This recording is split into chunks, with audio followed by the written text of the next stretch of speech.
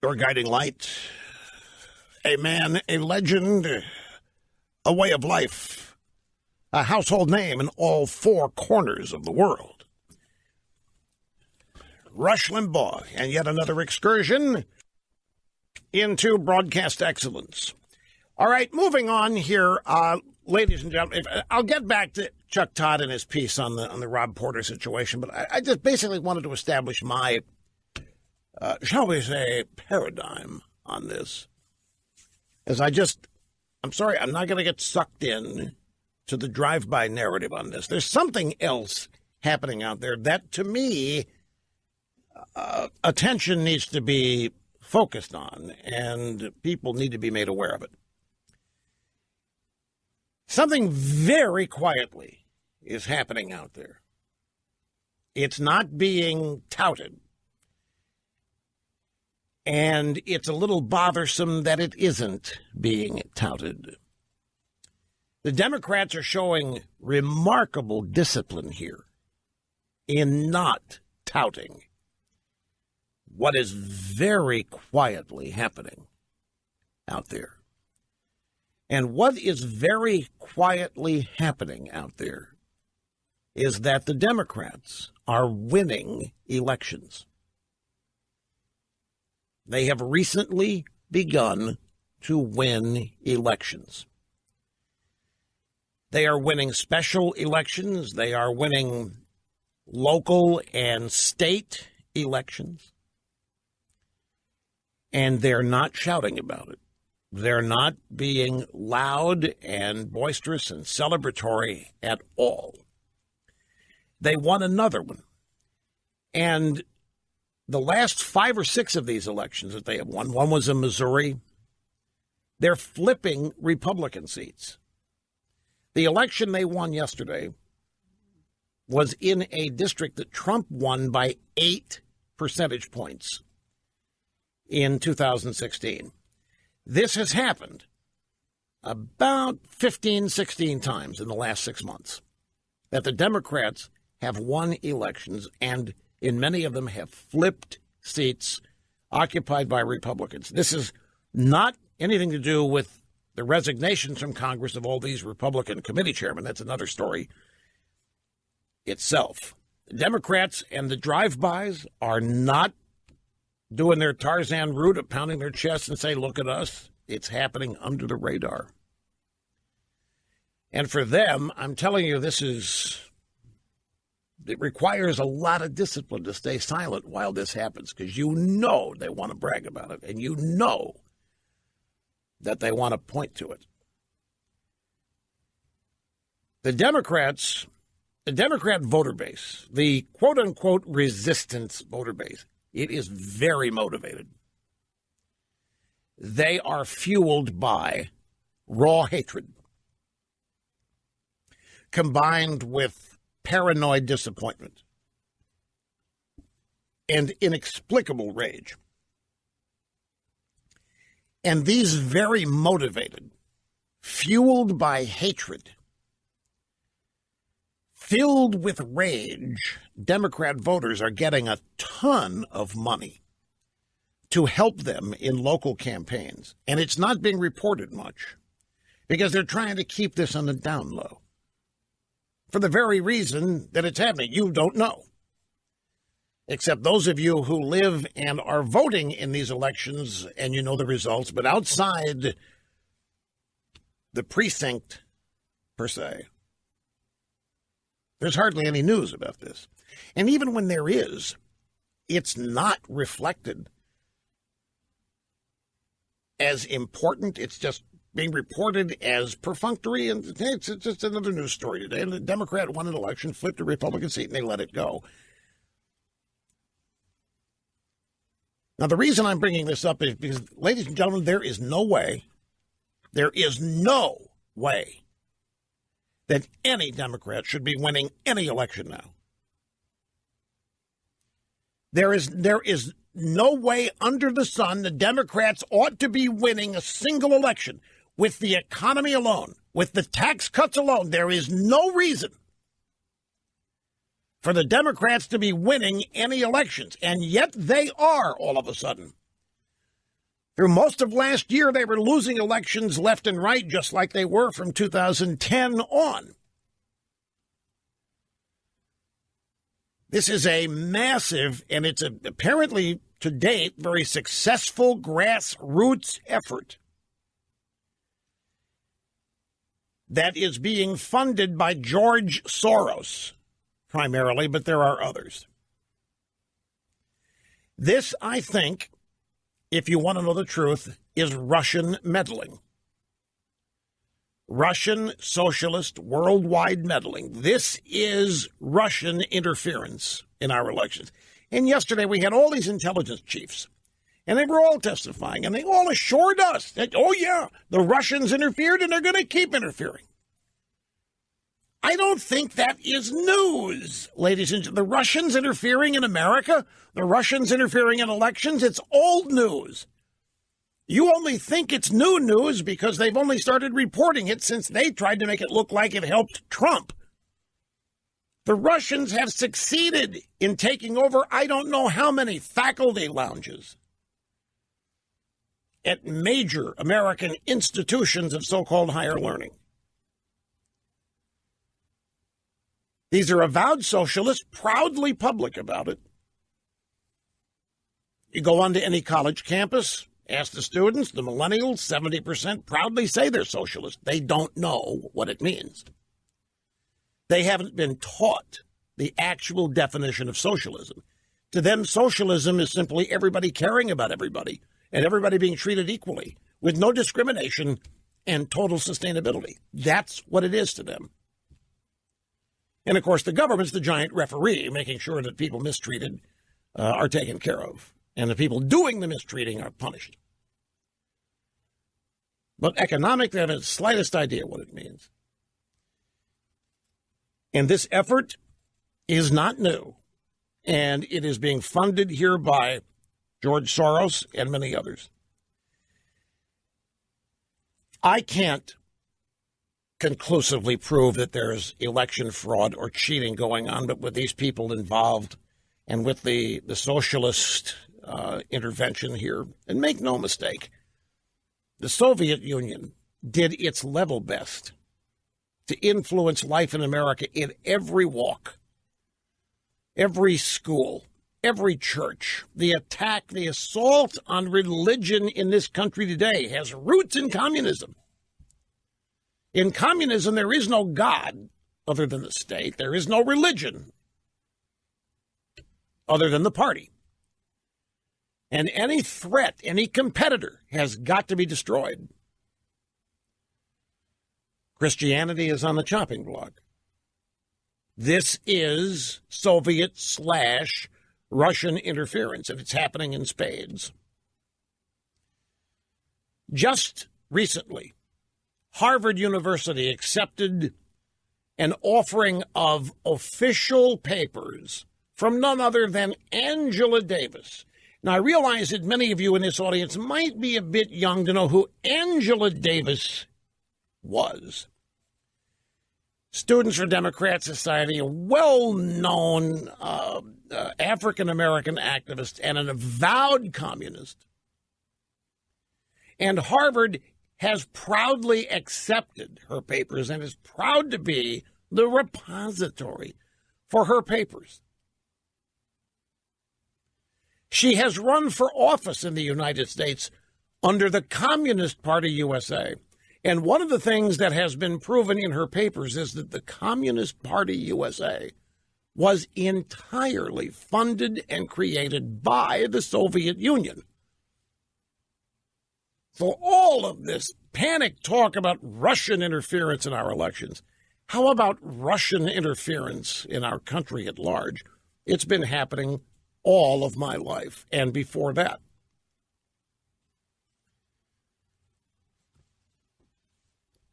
Bexar County, Texas, fourth most populous county. It includes San Antonio. Unseating the incumbent, Nicholas LaHood, the district attorney, would be a key victory for George Soros, who has been quietly investing in district attorney races all over the country. as a way to reshape the country's criminal justice policies from the ground up. George Soros spent more than $9 million on local district attorneys' races around the country from 2015 to 2017. This is good old-fashioned grassroots. All politics is local politicking. This is election insurance. You get your buddies on the courts and in the criminal justice system, and that's insurance against losing elections.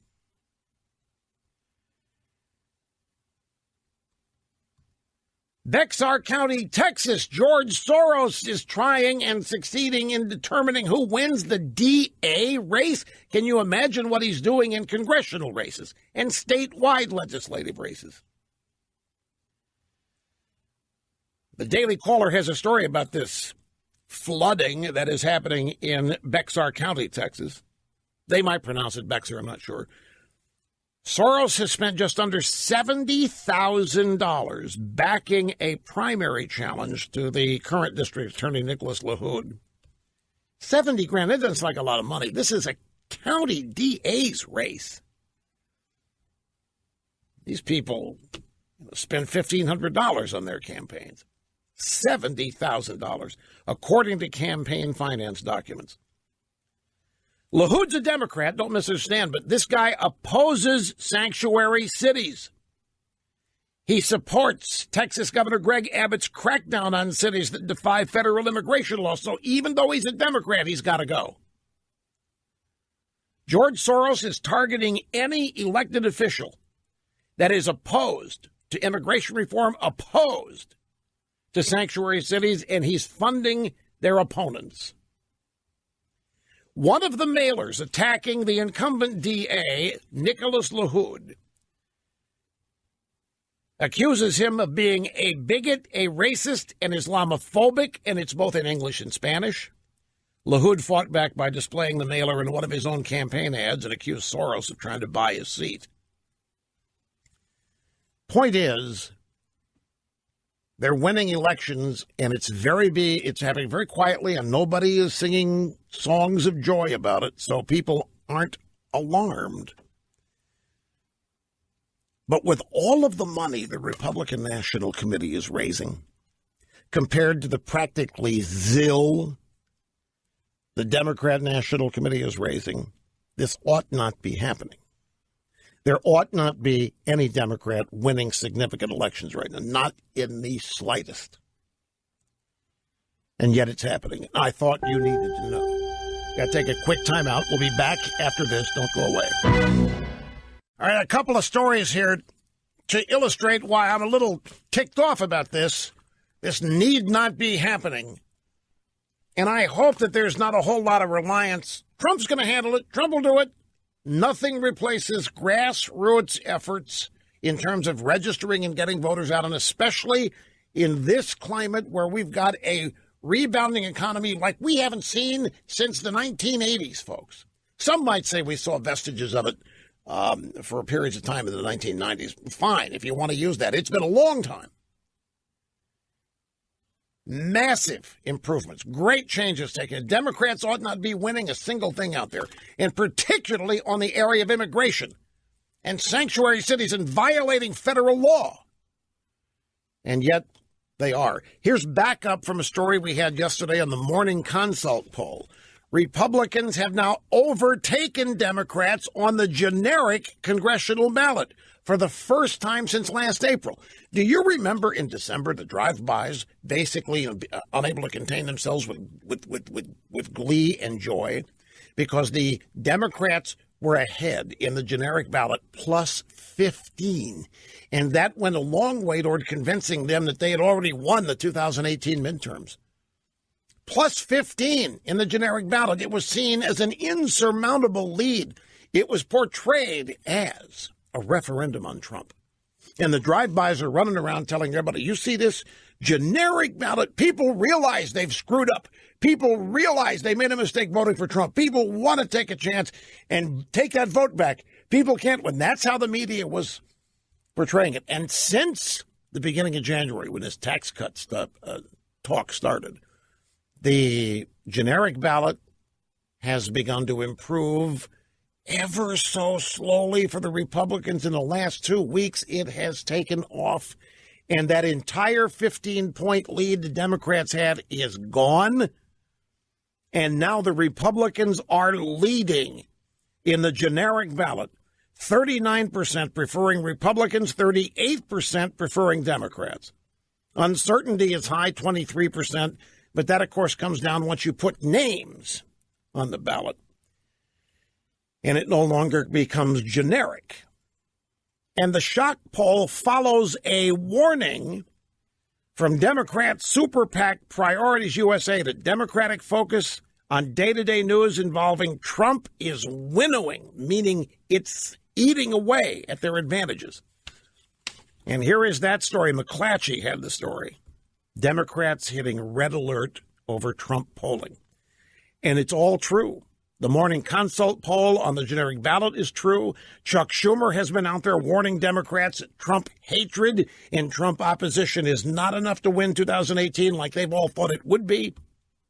And now a big-time Democrat liberal PAC is alarmed. And against that, out there in these little DA races and other places, Democrats are winning elections. And the Democrats are being very quiet about it. These two things don't go together. The Democrats don't need to be winning elections right now. So somebody needs to get their butt in gear, and that money that has been donated needs to be put to good use. This is the time the Democrats need to be hammered and beaten and defeated continually at every opportunity there is. This is not the time to let up on the gas, start making assumptions that things are in the bag or in the tank. And I know there's still some never-Trumpers in the Republican apparatus nationally, but still no excuse for this. I have to make a correction. This embarrasses me. I've been pronouncing the name of this county in Texas, Bexar, and it's Bear. It's Spanish. The X is silent in Spanish. I should have known that. It actually be phonetically... if it were pronounce it Espanol, Bejar. But they just combined it to Bear County down there. So Bexar is pronounced Bear. And I should have figured it out. It just ticks me off. Well, because when I'm told what the pronunciation is and I look at it, yeah, it makes total sense. And I just hate making goofball mistakes when I could have figured that out on my own. How many people do you think would run into the phone shouting at the radio, "No rush, it's Bear, it's Bear"? And I should have saved them all the aggravation, but I will figure it out myself. The saga continues.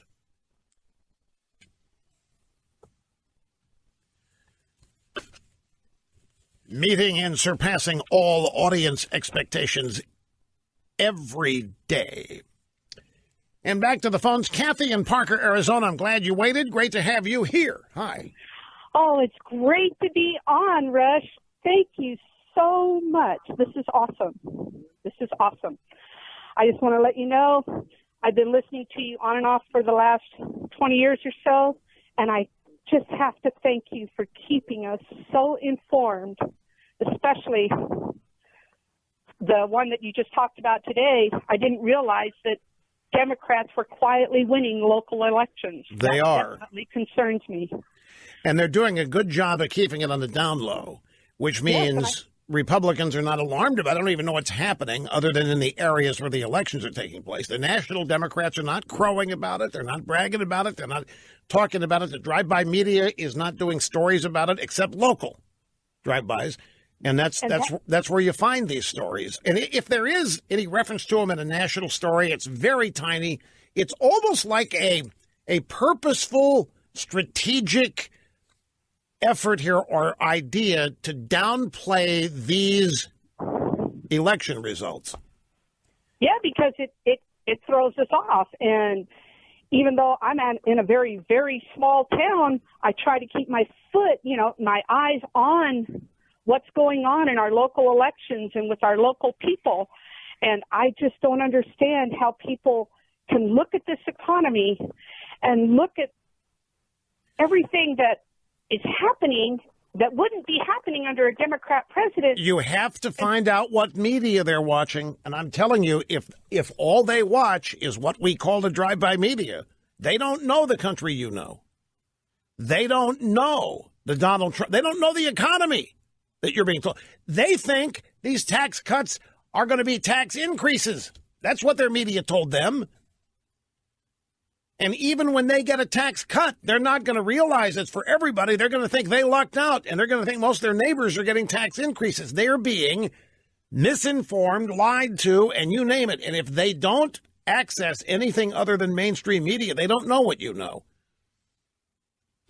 And what they think they know is that Trump is rotten, Trump colluded with Russia, the election was illegitimate. You'd be amazed at the number of people who still believe this. You can't relate to it because you know it's absolutely absurd, and it's been demonstrated to be absurd and manufactured and made up. But you only know that because one half of the media is all it's telling you. Do you realize that the people you're talking about don't even know who Fusion GPS is? They probably don't know the name Christopher Steele. And all they know is that there was a dossier where Trump took a leak on a bed that Obama slept in. They believe it. That's what we're up against here. And it's the same thing with college-age students. This is the kind of stuff they're taught, and even before they get to college. So that is that's why I've said continually that it's a mistake to reach across the aisle and try to compromise or find common ground, because it isn't there. They need to be defeated. I don't care where leftists are, where Democrats are, they need to be defeated. Now, some of these local elections, like the one in Bexar County in Texas, that's a district attorney's race. People that, well, Rush, what does that matter? You can't count that as a loss. You kidding? You know, the old saw about all politics being local. A DA determines who gets charged and who doesn't, and it's an elective political office. You know, the closer politics gets to the population, the more powerful it is and the more influential it is. That's why grassroots politics is so important. You get up the DA election, then you get into town council, mayor, all these things. The Democrats, from 2010 on, lost over 1,200 seats. And it wasn't just in the U.S. Congress and state houses. It was exactly these kinds of races. And they matter, particularly when you add them all up, when they become cumulative. And they do matter. It should not be happening. There's no reason for it to happen, given the ammunition the Republicans have and the resources. Here's Dave in Colorado Springs. You're next. It's great to have you, sir. How are you doing? Oh my gosh, Rush! It is such an honor. Thank you. You are such a great American. You do. I mean, it's just off the charts. But thank you very much. Mr. Sternly said to get right to my point, so I'll do that.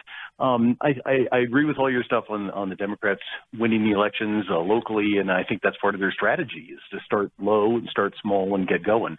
But I think there's two other factors that really play into that. At least here in Colorado, some of the candidates that the Republicans are putting forward are just terrible.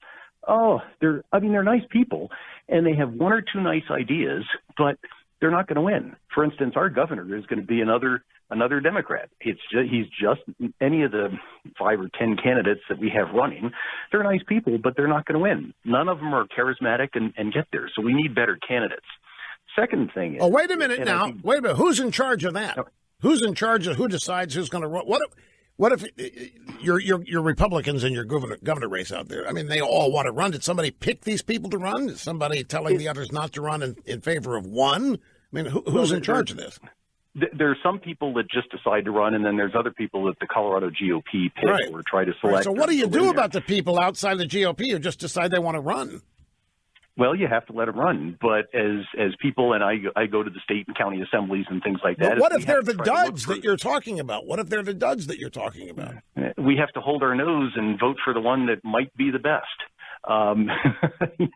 It's a really tough situation.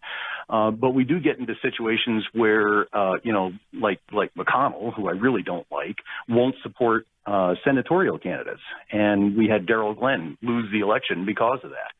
He only lost by 3%. So, we definitely need better candidates. But I think the second point is important too, is that Trump had a voter commission on voter fraud, and he was doing that and trying to get the secretaries of state to look at that. I still think there's a lot of voter fraud out there that's not being investigated, reported, et cetera. And I think that's one of the reasons why, perhaps even the main reason why the Democrats are so mad that crooked Hillary lost, is because they thought they had enough fraudulent votes to win. And so she didn't go to some of the states. And I think we really need to be investigating. You think that crooked Hillary didn't go to those states because she thought they had the elections in those states taken care of? They had it rigged. Yes. I think that's definitely a case. And I haven't really heard too many people talk about it. I know you've kind of brushed on the edge of it. Well, I don't think she could have gotten there if she'd have wanted to. She could barely stand up for long enough to get to the bus for the 9/11 memorial. Well, that's definitely true. I had to give her a 2-week nap to get ready for one of the debates. Well, thank God she didn't go there, and we won, and Trump is in. But we still have a tremendous amount of work to do. Well, look, your point about candidates is a good point, because there still is a division in the Republican Party: establishment versus outsider, establishment versus Tea Party. The Tea Party, by the way, maintains they haven't gone anywhere. Just because this budget stuff has had the Tea Party say, hey, we're still here, and we're still there, and we're still working. The candidate selection process, it depends on the party's strength from state to state. But in many cases, the party will anoint a candidate and do everything they can to keep opponents from running in primaries. And then, of course, the outsiders will come along and try to primary an incumbent who has been I think it illustrates the continuing fractured status of the Republican Party that is going to have to be dealt with.